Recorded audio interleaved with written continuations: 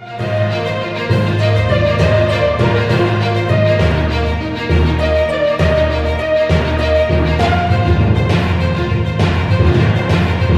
right, smart Ghana update so.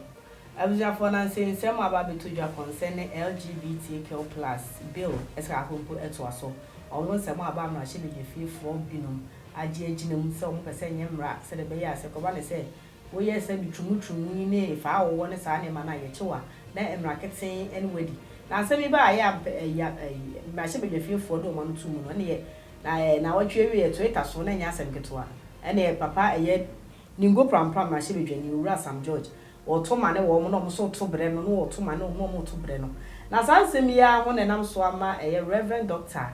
Kwabena Opuni Frempong edna no to mu no wo che sei ma mra shebe dwafie no kwa ha wo mo ho ese wo mo ne ayi wo mo ye sa LGBTQ free kwa akoya no baba ye emfaso biara eni so na emom dia ye ne de empai boketen ne besumi aboa I so on bomb pie a stain yankopon, or more bomb pie as in yankopon, one was so one pair LGBTQ, one pair sad, no, one email.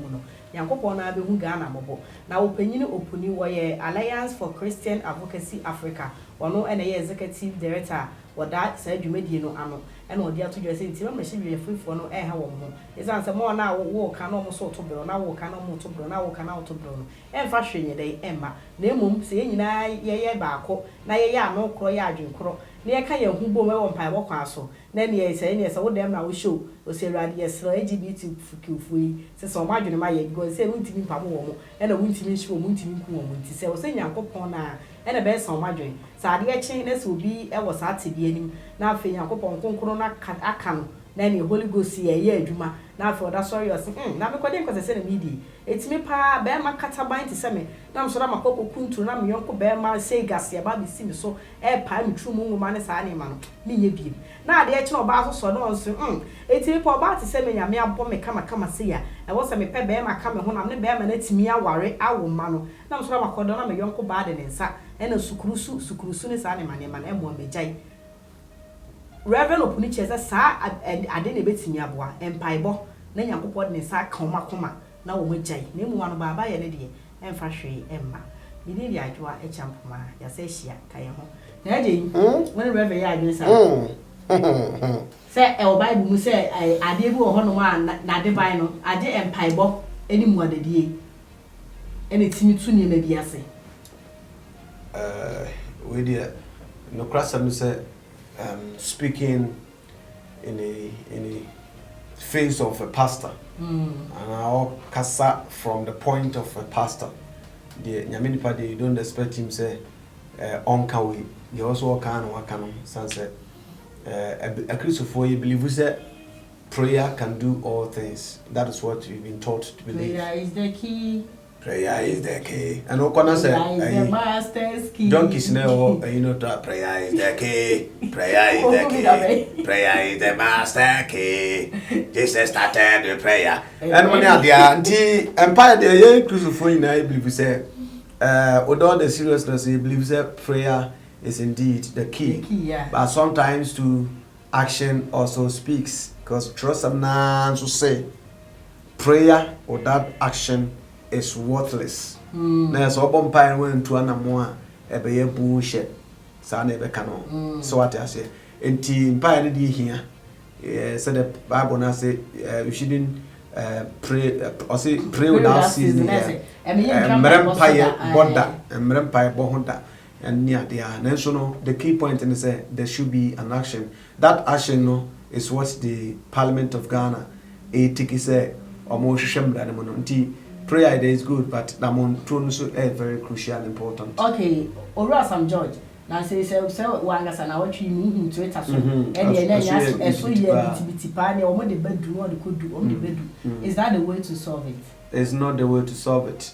I sure say yeah be banned and as a man criminal offences is robbery. Any idea no. Yeah, papa semra nye Twitter na ekudi anobaba ye mra shebi for na translate in their wisdom ya impose and say power given to them by our own selves no and our translate who say no ade no o de ba na na matra nkonwa tabu or the ba amamremu a criminal offense or the ba Christosoma a sin into any which we are befabiano and yet embrano and I say whatever society are no frowning against it the identity was say yakotuto I am pure trader I want to so be any so and you want to walk me who say oh as soon as you go on support to adiano so say you say nani in your home no when in your home where am rashi be ni and can make of your Jamie and any other person be unquiet. Oh, dear, someone shemran my after you have passed the law. That is where ABLB a cry ya see in your pass it marana bill near Yaji Tuma. Won't be grand cause casting beer a chest out doing a beer by and now ye be a member trust in fear in Siakus in fear to dear. Yamwako Dawajana one I heard their opinion on money at it. Because the Pambaco Demono a young pipe was any Ghana for the kids cable. No, sir, any Ankadibia and Kibija BBA and Nea Bompire. Mompe Radiki, and Robesinyayo, Nankacha, Rababa, so they be as I'm Robesinam crew. Indeed, and I made say, yeah, shed them to see what's a bompire their home. To say, I'm Robes, you need a glue. A man or bompire more man, did you so? And I make us say, a shed them to see what's a baby, I say, a glue for many a team for some Wakushi and Cassam Peche. It's making a team for say a bompire massa LGBT for no assassin. I didn't say a so free baby. Never look a bompire, a one a bompire. I said, I can't free na Sudi. And now, so then to visa, Sadi winner, ye cano. I am pie body and Yankaya be no pass near Mompire and Sevilla because we are one of the oldest sin. Yes, and I went to me. And I went to me. Oh, Bocanomo combo, sir. Oh, yes. Oh, Bocanafino combo. Because you and you are the empire, and you are the empire. Nature and empire bank, a holy town of Sodu and Gomorana, Yacopo, Dish, Concron, what to say, Lotto, and the bush of water. Ah, Lotto, so yeah. Abraham or Yankopon, Edofocus on Fania Grubia to work on Abraham Kukum, Nakuran Canimia Tim, Yao no quote to me Coba Nanka, Nkofu, Empire Bear Nanka Momo. You know, Adibo, Yesu Christo, you shack one national Peter ye Kilabozi national. One cassa in the name of Jesus, I saw Solcotalho, and in the name of my name. So the no issue that in order. To in the name of his father. Aye. One can say in the name of my father and in the name of my name, Solokotala of Father Canetier. It tells you say, a deep year of fire, your first year no. Only friend in our watchna, you're the same, better than Shun and fear your song, your son of Channel. Miss Debia, Mrs. Sakon of Quadrifoba. Carry a crack what Nana, you both for better and go to that too. That's the person. Also, for catches the big, yes, I just say, in Shuru Quanoa. Duga or Cotranas and Shuru, some say, Amphibia never no. Indeed, Amphibia also near fast. Tamu, you know, until Cotrans comes to be a mahon of a word near the Etino. So I say, yes, Christo drew hormono. Then you know, one can say, in the name of Jesus, and he said they are new TV to be revealed. BPA of Nakati. So, they be only Papa. Only Papa. No, Papa, Granda to me. Yes, obey in the name of Jesus. And I'm just saying, no, listen to me, Mechese. Or no, Papa, to me, Nukrano. One Cassantre, and is any by force of you. O twana mo na mo be lutu ye odinta so kan na tie e de kan ni no anse na ni ti we no san ko horo nsuo nim ko horo nsuo nim so ata say we American na say sabe na yesu no American you get to go to the water kunso ko horo ni no so ata dey na say dear let us not deceive ourselves. Prayer makes us strong. Prayer gives us, kind of strength. They fight here, both physical or spiritual. No, you need to pray so that you be heavy. But in empire na bibia ye, empire they amount na makano strengthen. But anamuntu na also utuno. When to a kombekum, when to a at the corner back, what the one of a shoe and see pat now go. So what I then say, LGBTQ who say Ghana ayafo obia to me sorry sebe ebedi nsem hunu wa ha nti enso so ye de ho bebowro mu a enso ebetu ebedi nsem hunu so what ase eno nyempa ye rababa ne de pamomu because mpa na be do mo dan si kra bi aso du akira ye dwa rababa ne bi say rababa ne betumi apam na nkonte ho. So you make a law that will ban them from engaging in their evil activities. Inyan paibo. Mpai there, it can only help us to continue because they be aware ye could do ana mpai wan trentewa adem kra han trentewa ade a wo ye no kwa wunyem wan wode fanye so what I say enti mpai de ye but nye mpai de pam LGBTQ+ for bill so. yes okay say emram emashime de feel for person pass and say if you po we be ma na so na mabonten na wa bosuo na say wo shiki wo to ne opeja won sa akompu no e wo say e chewo na e kototo ano and so say science for so am ate ase e say obi wo hono mu a the hormones na e woni mu no e de e sa bosuo no e na tie ti we so e be ma o say bi wa chewo e de sa ne ma na wo na ntike ke na ko yese kura ye be chewo no na obi e wo no so me fancy ye dia wo no dia no be me ba chewo yes say man is not guilty until found guilty. Okay. Not just any pandemic fast on the way. Hey, not the sign. No, just or you gay. But you bet you no, I don't know such no. Because gay the ya no and the other yeah. Engagement. Nipa no ye. See who send conforming no e queen. Omo life no just omo your partner. Omo man say wo mu.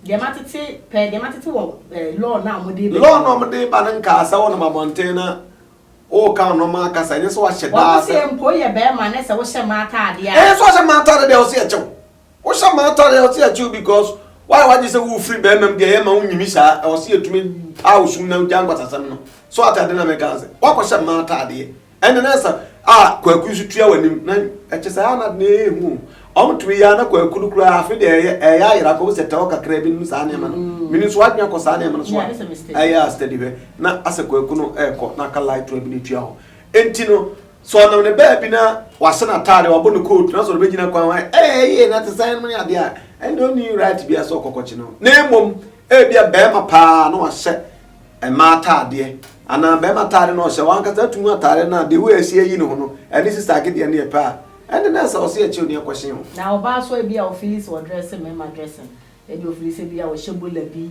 o nim say bi na ne o ye yoyo kakra o nim say e ma ne de be ye kakra because your kruma na man be brina fancy me ma dress na omonye lesbians okay e bi fancy bu ha o shit rather no ena e kase ye come too deep nso a ene sanka prosifo ma akwa ye mo nsha trouser ananka oba bia a sha trouser bia akwa wase ye che no emra no is not about ade a wo she it's about engagement ye organa ha ye hu se o pass ya be se atade she nyina ka ho atade she ka ho but enko strictly for ma be ma wo so ba atade na wo deceive obi enti e be cho ba oba she be ma atade kwa sra hu so ye oba okay so what I say samra no the laws were made for sie me asie na abam ne we se be ma kwa she ma atade ye so wa fomra na oba kwa she me ma atade ye so ne ansa na be ma nhye oba atade no na ade bi na apie firi mu a opese oda na di kire obi ehu nanu pa ko hu se saa de na open no obi wa ha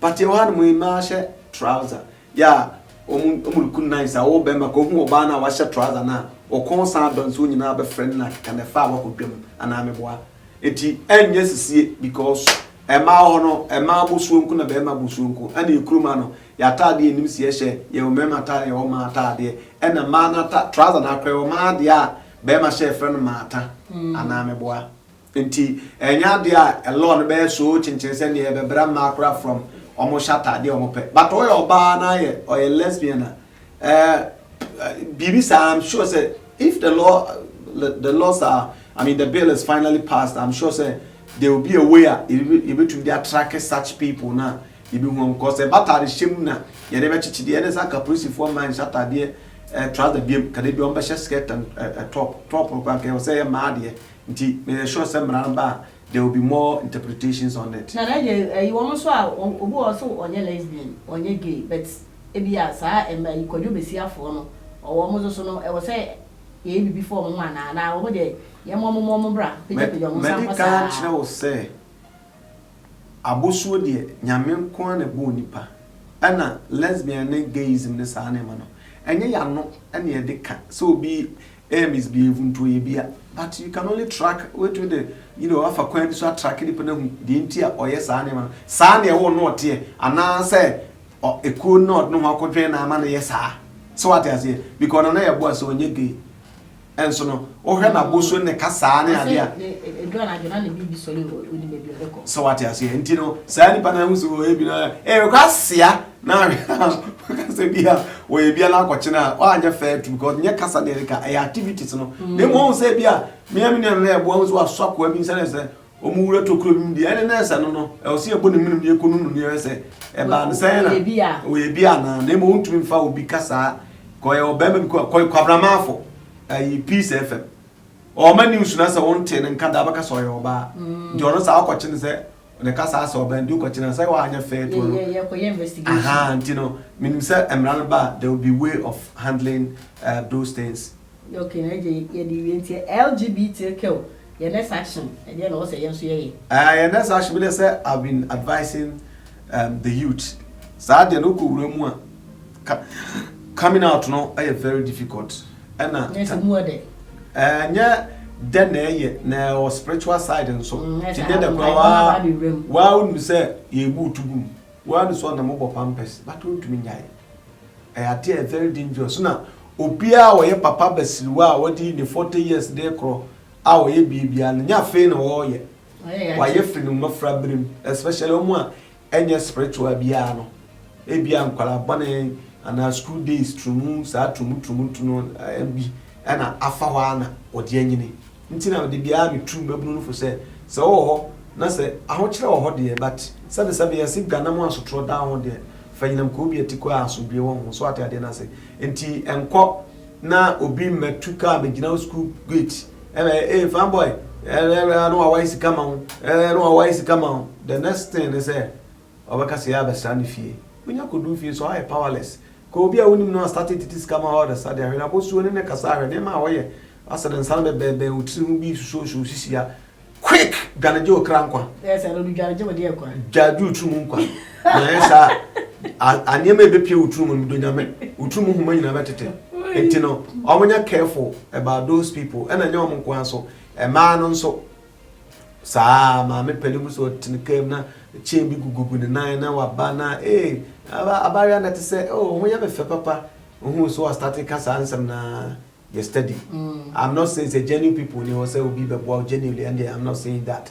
But me pana heard a bushu nene ya baby or no day kasana say person or so no fubi or babesi or so nyonko ba no fudie also say nkofo ni bia gwanen 10 one fanama wura na isa akona metu hu ma bi wo wayase ho ankofa sema mbre ho me dey share me dey ba wie kra no me madam fudie friend ja wisdom ko abona mezaya o de ade bi to no start am friend bi say o say papa bi no wo ma mienu na on bi funny face asel yes okay funny face asel papa bi wo ma mienu ma mienu na baako gay na baako nso de waware na ira wo mienu nti wo be che japade no na japade o de chom ne enwan fo no wo chama na ma mienu so bi an fa mo ne bra nti wo che no na o ma de waware awo no o ma ne be ma ne wo ba ena do ye gay no so no o ma no memi afero panem emuni nya na tikosi ekum